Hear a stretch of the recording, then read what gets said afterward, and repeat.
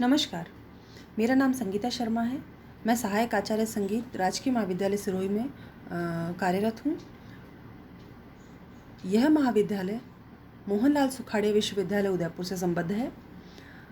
आज हम बात करेंगे music third year arts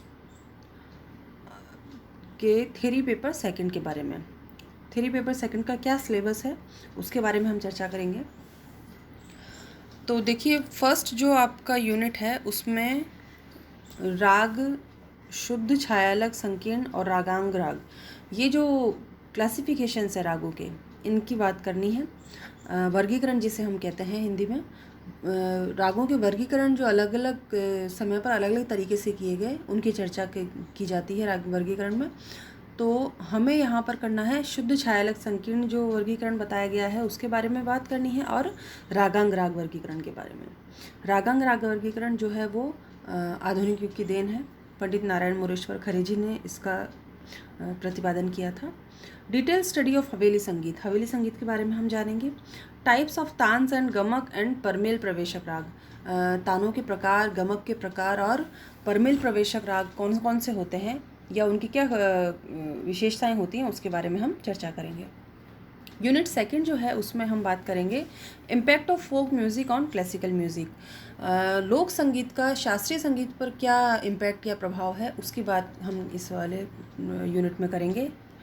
study of sound production and propagation, sound production किस तरह से होता है इसके बारे में भी हम इस पर चर्चा करेंगे। Right short notes on transmission, velocity, pitch, intensity, timber, frequency, musical interval.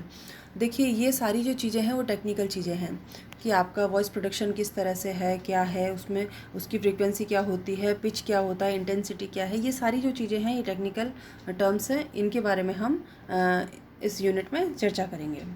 Unit third में है forms of composition in Karnataka classical music.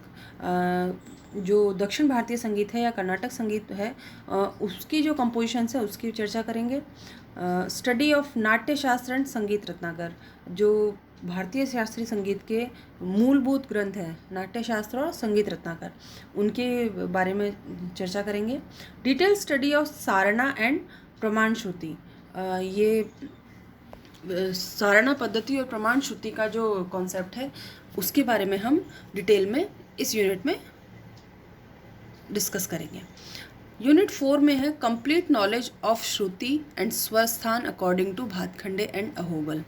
देखिए, पिछले सालों में भी आपने स्वर स्थान और श्रुति स्थान के बारे में पढ़ा है, लेकिन उसमें अलग शास्त्रकार के द्वारा प्रतिपादित जो नियम कायदे थे उसके बारे में बात हमने की थी। इस बार आपके दूसरे जो शास्त्रकार हुए हैं उनके बारे में हम बात करेंगे। सबने अपने अपने हिसाब से अलग अलग तरह के नियम बताए हैं श्रुति और स्वरस्थान के, तो उनमें एक कंपैरिजन भी होता है। तो जैसे पिछले सालों में आपने जिनके सीखे हैं और इस साल जब आप नए शास्त्रकारों की उसी विषय पर जब जानकारी देखेंगे तो आपको कहीं ना कहीं उसमें कंपैरिजन भी समझ आ जाएगा। स्टडी ऑफ इम्पोर्टेंस ऑफ काकू, काकू प्रयोग जो है उसकी इम्पोर्टेंस क्या है उसके बारे में हम बात करेंगे।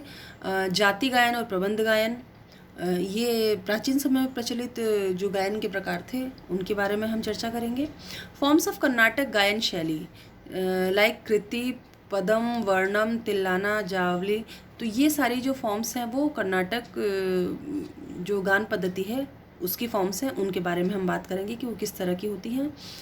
Difference between a good music teacher and a good performer, ये एक ऐसे आपको लिखना होता है, उसका एक टॉपिक है एक तरह से कि एक अच्छा जो शिक्षक है और एक अच्छा जो कलाकार है, परफॉर्मर है, उसमें क्या डिफरेंस होता है या उसमें क्या समानता है, इस बारे में हम बात करेंगे।